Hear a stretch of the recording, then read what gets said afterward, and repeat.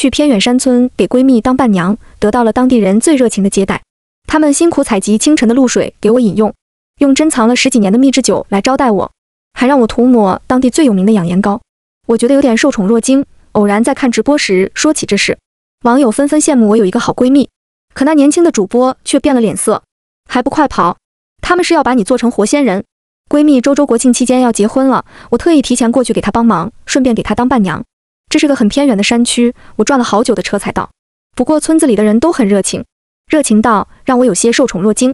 我想大概是周周在婆家受重视，所以他们才会这么重视我。周周和她男朋友感情很好，2个人都是这个村子的。之前的我还是坚定的不婚主义，现在看到他们这么恩爱，我也有点羡慕了。今晚刷直播，偶然间点进一个直播间，主播是个很年轻的女孩，叫心怡。她说自己是个算命主播，打赏一个热气球就能让她算一卦。我打赏了一份礼物后，说想算一下姻缘。心怡让我把生辰八字发给她，还让我打开视频看了我的面相。等待的过程中，我跟直播间的网友们聊了起来，说起了给闺蜜当伴娘的事，还说到了闺蜜男朋友一家的热情。他们特意在家里给我准备了一间卧室，每天天不亮就上山去采集清晨的露水给我饮用。说这里天气干燥，每天都会让我涂抹当地最有名的养颜膏，就连晚上洗澡的时候都会给我送来一盆花瓣让我泡澡。网友们惊讶极了，我的天，你闺蜜在婆家地位这么高啊！我当时给我闺蜜当伴娘，连住的地方都没有，大半夜出去找宾馆，神仙闺蜜被人重视的感觉真好。只有我一个人觉得他们热情的有些太过分了吗？会不会是有别的目的？楼上的说什么呢？挑拨人家的感情。眼看着网友们都快吵起来了，我连忙转移话题。心意大师怎么样了？我的正缘什么时候才到啊？那位年轻的姑娘抬眸看向我，眼神干净又深邃，但却答非所问。你现在所在的村子是不是叫望月村？我愣了一下，你怎么知道？就是叫望月村。心仪的脸色微沉，明天一早赶紧走，他们是要把你做成活仙人。听了他的话，我直接懵了。不仅我懵了，直播间的网友也懵了。活仙人是什么？心仪大师很少露出这么严肃的表情，到底怎么了？网友们问的也都是我想问的。心仪也很快给出了解释。北边以前有个村子叫仙人村，那里流传着一个习俗，新婚的男女结婚当晚会请出一个活仙人摆在新房，他们在活仙人面前同房，以后活仙人会保佑他们生活幸福美满，替他们承担病痛灾难。有网友质疑，这种情况也很常见吧？普通人家里也会请财神之类的呀？心仪摇了摇头，不一样。活仙人之所以被称为活仙人，是因为他们都是拿活人做的，而且大部分都是年轻漂亮且没有过男朋友的处女。村里人会用特殊的秘法调养他们的身体，然后放干了血，做成泥像。说着，他皱眉看向了我，你刚刚说的那些跟那些秘法很像。听了他的话，我脑子突然嗡地响了一声。我确实是个处女，可是望月村跟仙人村有什么关系？我听见自己干涩的声音发问。心仪说，50年前，仙人村这种骇人听闻的做法被人捅出来了，整个村子收敛了不少，还改名叫望月村，搬到了另一处生活。望月村就是以前的仙人村。我张了张嘴，半天没说出一句话。直播间的网友有的还是在质疑，主播能不能不要张嘴就来，吓人家小姑娘有意思吗？就是人家高高兴兴来当伴娘，结果却被你这么说，真是不怀好意。闺蜜在这儿呢，怎么可能会发生那种事？主播别在这招摇撞骗了。是啊，我还有闺蜜，我还有周周。我嘴角扯出一抹笑，我去问问我闺蜜，她一定知道这个村子到底有没有事。周周是我好闺蜜，我们从大学相识，现在已经相处5、6年了。刚上大学时，我性格孤僻，不讨人喜欢，整个班只有周周愿意跟我做朋友。想到周周，我心里的不安减轻了不少。说着，我就要拿起手机给周周打电话，可直播对面的心仪却说了一句话，让我直接愣在原地。活仙人的人选通常是由新娘亲自选定的。她说，我浑身僵住，电话却已经拨通了，对面很快接听了。娜娜，怎么啦？周周的声音在我耳边响起。以前听着好听熟悉的声音，此时却平添了一丝诡异。我下意识看了眼电脑屏幕，对面心仪没说话，只是很小幅度的冲我摇了摇头。我的手紧紧地捏着桌角，语气却是轻松正常，没事，就是有点口腔溃疡，想问一下你有没有药啊？周周语气担心，是不是最近吃了什么上火的？你看一下你桌子左下方的抽屉里，里面有药。我又跟他闲聊了几句，聊天过程中，周周一点异样也没有，他还一直在关心我。我渐渐放松了下来，期间我有些自嘲。周周可是我认识了5年的好闺蜜，怎么会害我呢？我居然因为陌生人的几句话就怀疑她，正想开口把直播间的事告诉她，周周却突然问道：对了，娜娜，我婆婆给你的养颜膏，你一直在用吧？我如坠冰窖，半天没说话。跟周周挂断电话后，我几乎颤抖着手掏出了抽屉里的养颜膏。这是我刚来时周周的准婆婆塞给我的，她说这是本地的好东西，能美容养颜，效果很好。周周也每天叮嘱我要记得擦涂身体，今天也不例外。我把养颜膏拧开，里面乳白色的膏体在灯光下显得有些油腻。我已经用了快一半了。心仪大师，你能不能看出来这养颜膏有没有问题？心仪点点头，你把它拿近一些，用手机手电筒对着照一下。我听话照做。心仪看了一眼，笃定道：具体成分不清楚，但是有一点我可以肯定，里面加了尸油。啪嗒，我手一抖，手上的养颜膏掉在了地上。正说话间，楼下突然响起了开门声。此时已经快到凌晨2点了，现在出门的只有闺蜜的准公公和男朋友吴昊，他们要上山采集最新鲜的露水。心仪突然说道：我知道你不亲眼看见的话，心里肯定还是会犹豫，你不如跟上去好好看看，他们每天给你喝的水到底是什么水。听了心仪的话，我内心一阵纠结，情感上我不想怀疑我的闺蜜，可理智让我不得不怀疑，心里天人交战。10秒后，我用手机重新登录了直播间，戴着蓝牙耳机悄悄下了楼。我想去看看，我得去看看，不亲眼看见我还是不甘心。心仪叮嘱我别离得太近，小心点。轻手轻脚出了门，我一直远远跟在吴昊父子2人身后。他们一边说着话，一边往山上走。爸，再过3天就行了吧？差不多了，等你结婚前1天再把它，到时候就大功告成了。他们的声音断断续续，听不真切，但是凭着这些只言片语，我又联想到了心仪的话，他们怕不是在讨论着该怎么把我做成活仙人。他们在前面一个地方停了一会儿，弯腰采集了一点露水，然后又继续出发。他们走后，我从一棵树后走出来，悄声凑上前去，定睛一看，他们原先停留的地方竟是一座坟，坟上长着几朵说不出名字、样子诡异的小白花，方才吴家父子俩就是从这几朵花上收集的露水。我汗毛直竖，整个人几乎要喘不过来气。心仪的声音让我回神，他在给我解释，这是幽灵花，本就是极阴之花，又开在坟头上，他们在凌晨采集幽灵花上的露水给你饮用，目的就是让你三魂尽阴，死后魂散不宁，连变成恶鬼找他们报仇都做不到。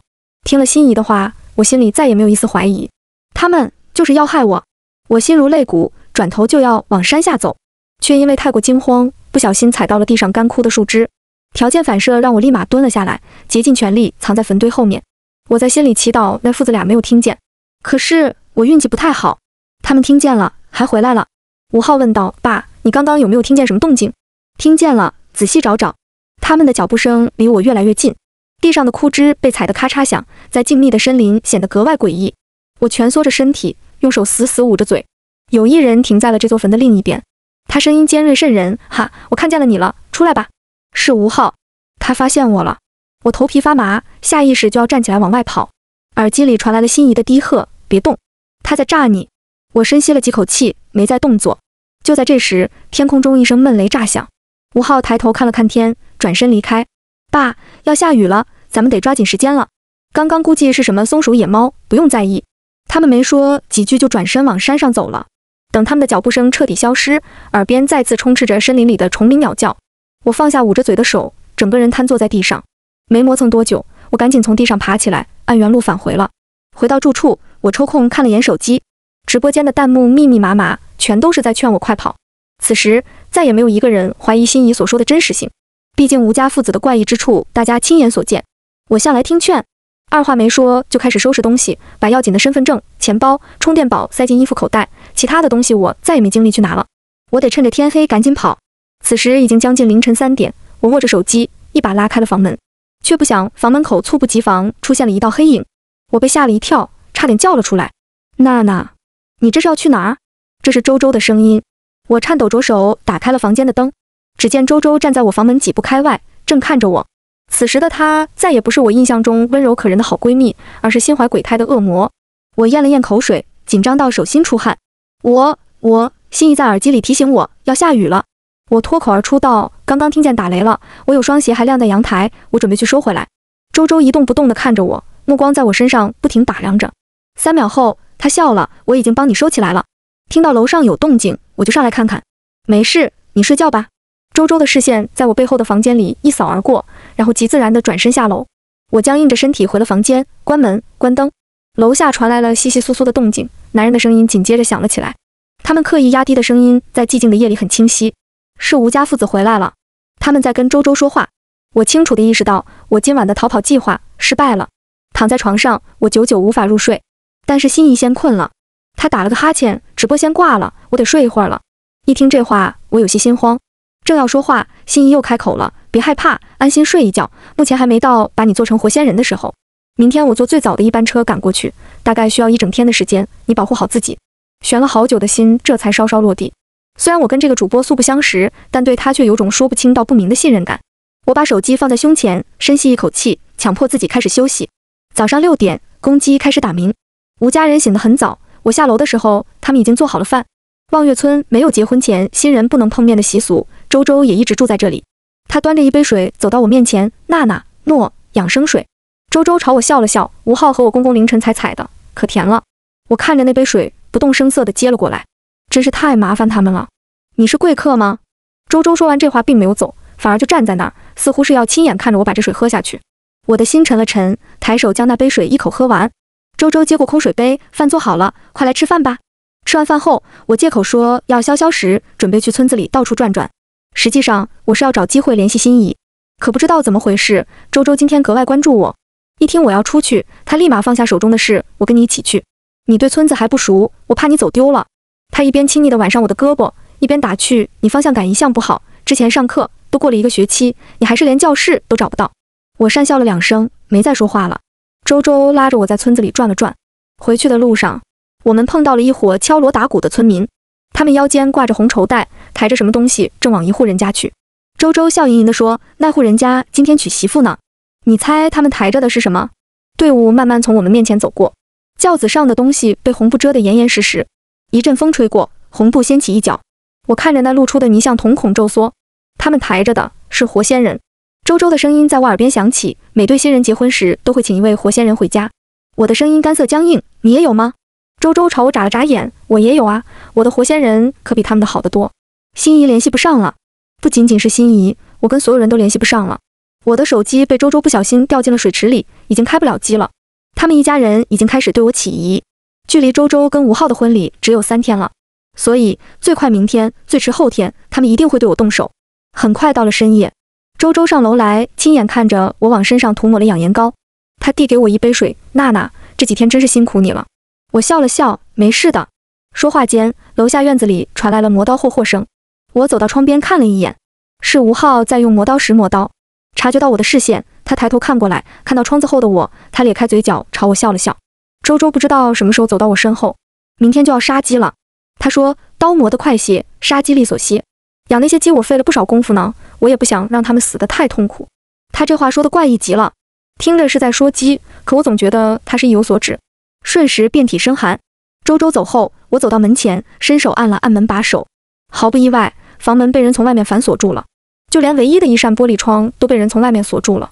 我松开手，转身跑到垃圾桶旁，使劲抠了抠嗓子眼，直到把刚刚喝的水全部吐出来，我才缓过气来。到了这个时候，我的思绪反而出乎意料的冷静。只有1晚的时间了，我一定要逃出去，不然必死无疑。夜深人静，吴家的人终于彻底安静下来。我看了眼墙上的钟，现在是凌晨1点。我闭着眼睛，没在睡觉，只是在养精蓄锐。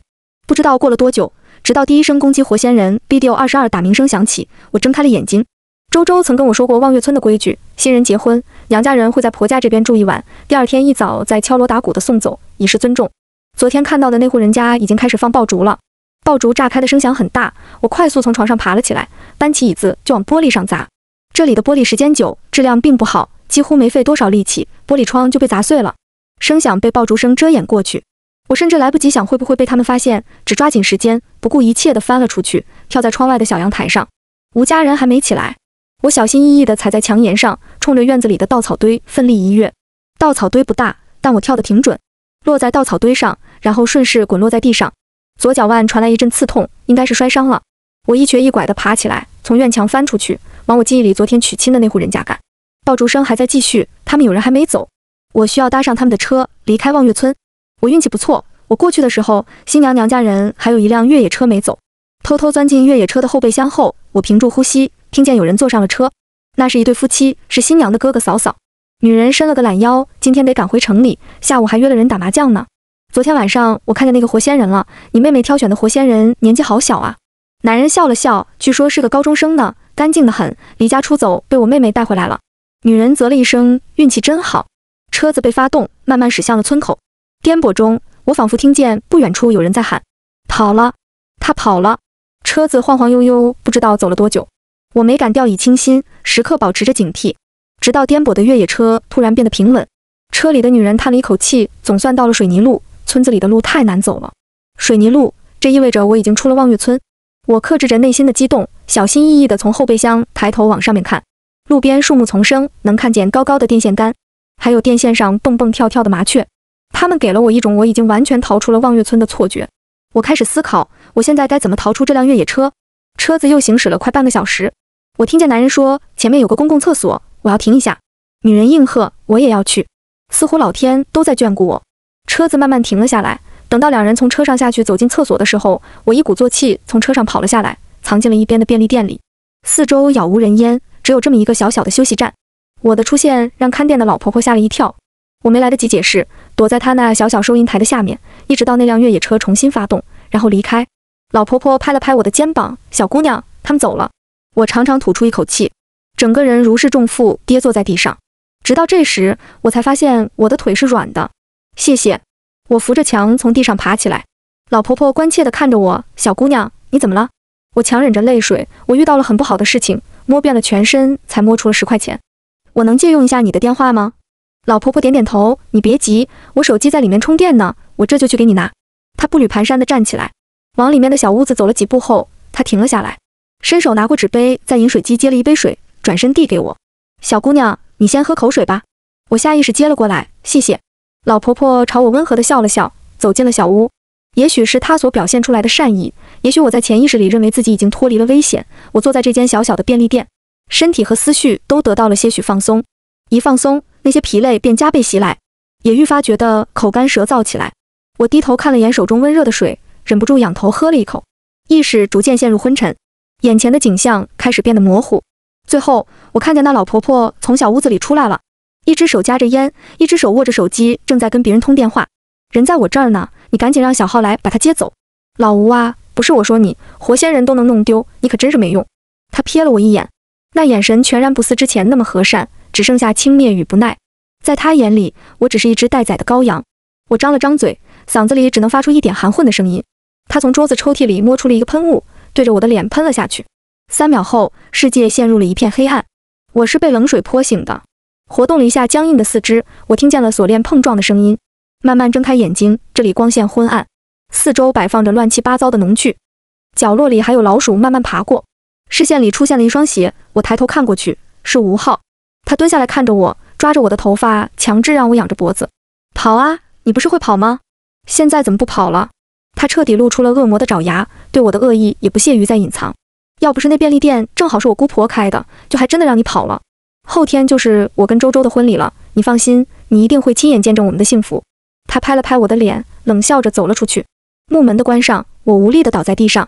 他们怕我再跑，给我灌了药，我现在连站起来的力气都没有了。屋子里唯一的光线是从一扇小窗户透进来的。我看着那扇窗户，只能在心里祈祷，祈祷那位叫心仪的主播能快些来救我。周周在傍晚的时候过来了，他没说话，只是面无表情地走到我身前，给我喂了点水。喂完水后，他也没走，看着我的目光满是失望。娜娜，你为什么不听话呢？我瞪着他，听话，乖乖听话，等着你们把我杀了吗？周周似乎很疑惑，我们这是在帮你呀？帮我？是啊。周周摸了摸我的脸，娜娜，你性格孤僻，又是孤儿，除了我，没人喜欢你，这样的世界你待着不痛苦吗？我把你做成活仙人，以后每天都会供奉你，把你打扮得漂漂亮亮，我们一直都能在一起。娜娜，这不是很好吗？我看着他，神色复杂。疯子，他们这一个村子的人都是疯子。我又想到了什么，整个人僵硬地愣在原地。我问周周，从一开始你接近我，是不是就是想把我做成什么活仙人？周周哈了一声，被你发现了。他朝我笑了笑，你真的很适合。无父无母，没有牵绊，我只是随便向你释放了一点善意，你就感动得稀里哗啦，把自己的全部真心捧着送给我了。他的话像锥子一样，一下又一下地砸在我的心上。我怔愣地看着他，张了张嘴想说什么，可终究什么也没说出来。周周有些疑惑，我以为你会跟我求饶，让我放了你。我笑了笑，有用吗？周周也笑了，没用啊。我没再跟他说话了。周周觉得没意思，没待一会儿就转身要离开了。快出门时，他顿了顿。今天午夜我们送你上路。他说，等死的过程过得很迅速，几乎是一眨眼的功夫，我就被人蒙上了眼睛，架着走出这间杂物房。我被送到了一处石台，蒙眼的黑布被取下，我这才发现自己身处的地方是个类似祭台的地方。吴家人和周周都在祭台下面，距离我最近的是一个身上穿着奇怪服饰的老头，他一手拿着旱烟杆，一手拿着毛笔，在众人的注视下，他慢悠悠朝我走过来。有几个人上山把我按在地上，我拼命挣扎起来，可无济于事，嘴被人堵上，我半点声音也发不出。今夜的月亮很圆很亮，亮到即使不开灯，也能把这些人的脸看得清清楚楚。老头停在我面前，将旱烟杆别在了腰上，双手在胸前轻抚，闭眼低诵了一段奇怪的咒语。周围的人神情肃穆，他们应该在举行某种仪式。1分钟后，老头睁开了眼睛，他伸手拿着毛笔，蘸了蘸旁边碗里盛放的红色液体。按着我的人把我的衣袖裤腿全部撕开，肌肤瞬间裸露在外。我吓了一跳，发了疯般挣扎起来。有人在我后脖梗打了一下，我的脑子空白了一瞬，身子软下来。老头用毛笔在我的四肢写下了奇怪的符咒，最后毛笔移到了我的脖子，再到脸上、额头。他在我的额头落下了最后一笔。那一瞬间，我感觉到一股极阴冷的气息从四面八方涌过来，萦绕在我身边，仿佛只要我一断气，他们就会迅速占据我的身体。老头端详了我几秒，似乎对自己的作品很满意。他点了点头，沉声道：“放血吧。”意识昏沉中，我感觉有人拿着冰凉的东西在我四肢上划了一下，滴答滴答，有什么东西滴落在地上。他们把我放进一个铁箱子里，箱口合上，最后一丝光亮被掠夺。他们的声音隔绝在箱子之外。阁老，仪式完成了。成了，准备好阴土泥，等它血流干了，再塑好泥身就好了。好的好的，辛苦阁老了，我家明天喝喜酒，阁老一定要去喝一杯。哈哈哈，好说好说。嘈杂的声音渐渐远去，耳边只能听见滴答滴答的声响。此时村外的小路上，一个风尘仆仆的女子取下了墨镜，抬头看着破破烂烂的望月村村口，忍不住骂了句娘。奶奶的，藏这么深。心怡从拖拉机上跳下来，小跑到村子里，迎面碰到一个扛着锄头的老头，他怀疑的视线在心怡的身上来回打量。心怡笑了笑，直接迎了上去。哟，这不是武大爷吗？您这是去哪儿啊？老头愣了一下，你谁啊你？心怡一脸热情，我小银子，我表姨的亲舅舅的儿子的侄女的哥哥的二儿子明天要结婚了，我特意回来喝喜酒的。老头被说晕了啊！心怡拍了他一下，就那老吴家，那吴浩。他这么一说，老头瞬间听明白了，来喝老吴家喜酒的呀。对对对，心怡跟他闲唠了几句，已经快把自己变成本地人了。对了，心怡脸色变了变，声音放低了，他们家活仙人准备好了没？老头笑了笑，不瞒你说，昨天晚上啊，那丫头跑了，幸好又重新抓回来了。他抬手随意往远处山上一指，现在应该在祭坛做仪式了。在我意识彻底陷入黑暗的时候，头顶的铁箱子被人一把掀开，伴随着一个吵闹的声音闯进来。找到你了，我的外勤费你记得结一下呀。这个声音很熟悉，好像在哪里听到过。那人嘀嘀咕咕又说了什么，然后伸手拽着我的胳膊，把我一把扯了上去。哎呀，怎么这么多血？女人拉起我的胳膊看了看，又翻了翻我的腿，啧，太惨了。来，吃颗我们玄清观秘制补血凝气大神丸。什么破名字？嘴巴被人暴力捏开，一颗苦不拉几的药丸被塞了进来。女人把我四肢的伤口全都绑好，然后背着我下了山。她那颗药丸不知道是什么做的，仅仅一会儿的功夫，我就恢复了意识。也许是死前的回光返照，我已经分不清楚了。我慢慢睁开眼睛，看着站在我面前的女人，她素面朝天，面容清丽，头发用一根木簪子盘在脑后。见我看向她，她咧嘴一笑：“你好啊，我是心怡。”原来她就是心怡。我看着她的脸，积攒了数天的委屈和恐惧在此时全部释放了出来。我一把拽过她的胳膊，哭得上气不接下气。心怡大师，你怎么才来呀？她拍了拍我的肩膀，别哭，我这不是赶上了吗？我问她，你怎么找到我的？她眨了眨眼睛，我可是大师，寻人定位小意思了。等我情绪彻底稳定下来后，她才拿起手机走到一旁。她拨通了电话，冲着那头喊道：“张警官，人就下来了，你们可以行动了。”心怡是带着警察一起来的。我们下山的时候，警察已经控制了整个村子，有女警迎上来，将我接到警车上休息。放开我！有女人撕心裂肺的喊声传来，我循着声音看过去，只见周周戴着手铐，被人压着往这边来。周周的视线扫过警车里的我，动作一下子就停住了。他瞪大了眼睛看着我：“是你报的警？你到底是什么时候发现的？你怎么发现的？”他甚至想冲破警察的钳制冲过来，却被人死死拦住。我太疲惫，也太虚弱了。面对他这一连串的质问，我一句话也不想回答。皱了皱眉，我扭开了头。周周发出几声尖锐的叫喊，然后被人压着走远了。还有不少村子里的人都被抓了起来。我靠在座椅上，迷迷糊糊中我听见有人的哭声：“警官，找到我们家悠悠了吗？”我的悠悠失踪快10天了，他到底怎么样了？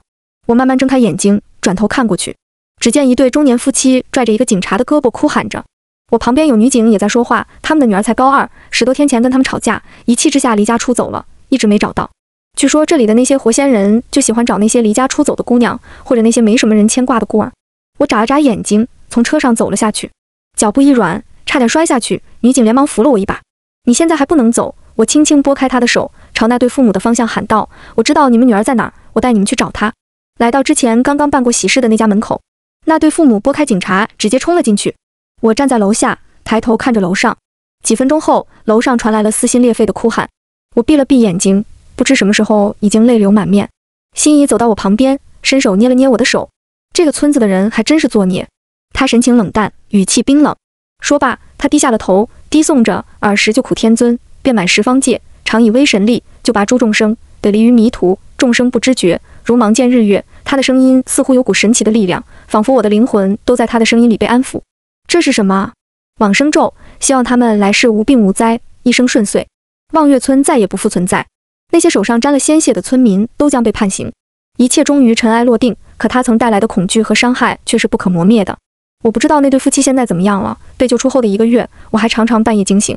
我常感觉自己身处在那个铁箱子里，什么也看不见，只能听见献血滴下的声音。我无可奈何，任由生命一点点流逝。这种感觉让我觉得窒息。这天半夜，我再次惊醒，拿出手机，我轻车熟路地点开了一个直播间，主播似乎刚刚开播不久。大家好，欢迎来到我的直播间。我是个算命主播，我叫心怡。我勾了勾唇角，把手机放在床头，闭上眼睛，听着他的声音。这一次一夜无梦，